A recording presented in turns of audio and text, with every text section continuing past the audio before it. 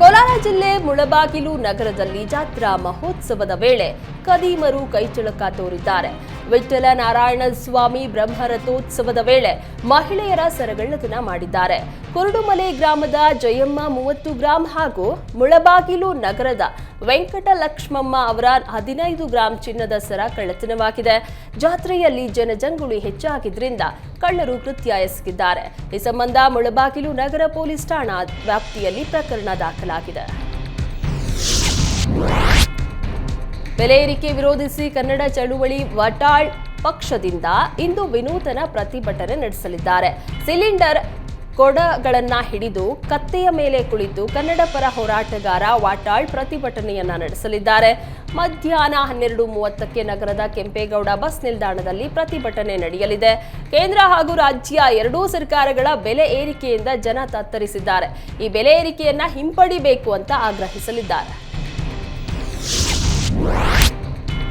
ಅವೈಜ್ಞಾನಿಕವಾಗಿ layout ನಿರ್ಮಾಣ ಮಾಡ್ತಾ ಇರೋದನ್ನ ಖಂಡಿಸಿ ಹುಲ್ಲತ್ತಿ ಗ್ರಾಮಸ್ಥರು ರೊಚ್ಚಿಗೆದ್ದಿದ್ದಾರೆ. ಹಾವೇರಿ ಜಿಲ್ಲೆ ರಾಣೆಬೆನ್ನೂರು ತಾಲೂಕಿನ ಹುಲ್ಲತ್ತಿ ಗ್ರಾಮದ ಎಲ್ಲ ಕಾರ್ಯಚಟುವಟಿಕೆಗಳನ್ನು ಸ್ಥಗಿತಗೊಳಿಸಿ ಪ್ರತಿಭಟನೆ ನಡೆಸಿದ್ರು. ತಹಶೀಲ್ದಾರ್ ಮುಖಾಂತರ ಜಿಲ್ಲಾಧಿಕಾರಿಗಳಿಗೆ ಮನವಿಯನ್ನ ಸಲ್ಲಿಸಿದ್ರು. ಲೇಔಟ್ ಬಳಿ ದೊಡ್ಡ ಗಾತ್ರದ ಹಳ್ಳ ನಿತ್ಯ ನಿರಂತರವಾಗಿ ಹರಿಯುತ್ತದೆ. ಮಳೆ ಬಂದ್ರೆ ಲೇಔಟ್ನಲ್ಲಿ ದೊಡ್ಡ ಪ್ರಮಾಣದಲ್ಲಿ ನೀರು ನುಗ್ಗುತ್ತೆ. ಮುಂದೆ ಈ ನಿವೇಶನಗಳಲ್ಲಿ ವಾಸ ಮಾಡುವಂತಹ ಕುಟುಂಬಗಳು ನೆರೆ ಹಾವಳಿಗೆ ಸಿಕ್ಕು ಜೀವನವನ್ನೇ ಕಳೆದುಕೊಳ್ಳುವಂತಾಗುತ್ತೆ. ಇಂತಹ ಭೂಪ್ರದೇಶದಲ್ಲಿ ನಿವೇಶನದ ನಿರ್ಮಾಣ ಕಾನೂನು ಬಾಹಿರವಾಗಿದೆ. ಇಂತಹ ಸ್ಥಳದಲ್ಲಿ ಲೇಔಟ್ ನಿರ್ಮಾಣ ಮಾಡುವುದು ಸೂಕ್ತ ಅಲ್ಲ ಅಂತ ಪ್ರತಿಭಟನೆ ನಡೆಸಿದ್ರು. ಈ ಲೇಔಟ್ ನಿರ್ಮಾಣದಿಂದ ಸುತ್ತಮುತ್ತಲ ರೈತರಿಗೂ ಕೃಷಿ ಕಾರ್ಮಿಕರಿಗೂ ಅನ್ಯಾಯವಾಗುತ್ತದೆ ಅಂತ ಆಕ್ರೋಶ ವ್ಯಕ್ತಪಡಿಸಿದ್ರು.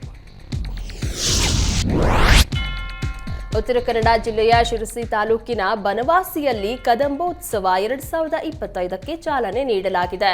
ಉತ್ತರ ಕನ್ನಡ ಜಿಲ್ಲಾಡಳಿತ ಪ್ರವಾಸೋದ್ಯಮ ಇಲಾಖೆಯಿಂದ ಕಾರ್ಯಕ್ರಮ ಆಯೋಜಿಸಲಾಗಿದೆ. ಕನ್ನಡ ಮತ್ತು ಸಂಸ್ಕೃತಿ ಇಲಾಖೆ ಸಚಿವ ಶಿವರಾಜ ತಂಗಡಗಿ ಕಾರ್ಯಕ್ರಮಕ್ಕೆ ಚಾಲನೆ ನೀಡಿದ್ರು.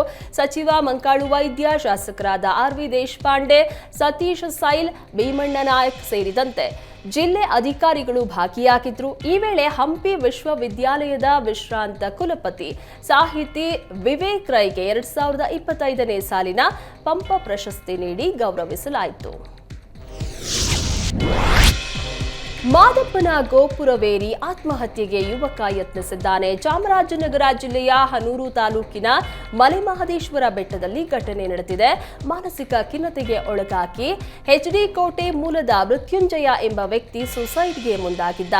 ಗೋಪುರವೇರಿ ಉಗೆ ಮಾದಪ್ಪ ಎಂದು ಘೋಷಣೆ ಕೂಗಿ ಹಾರಲು ಯತ್ನಿಸಿದ್ದ. ಸಾಮಾಜಿಕ ಜಾಲತಾಣದಲ್ಲಿ ವಿಡಿಯೋ ವೈರಲ್ ಆಗಿದೆ. ತಕ್ಷಣವೇ ಪ್ರಾಧಿಕಾರದ ಸಿಬ್ಬಂದಿ ಧಾವಿಸಿ ಮೃತ್ಯುಂಜಯನನ್ನ ಕೆಳಗಿಳಿಸಿ ಬುದ್ಧಿ ಮಾತು ಹೇಳಿ ಕಳುಹಿಸಿದ್ದಾರೆ.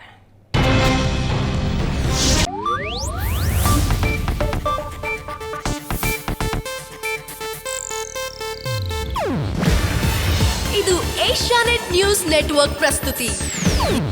ನೀವು ನೋಡ್ತಿದ್ದೀರಾ ಏಷ್ಯಾನೆಟ್ ಸುವರ್ಣ ನ್ಯೂಸ್.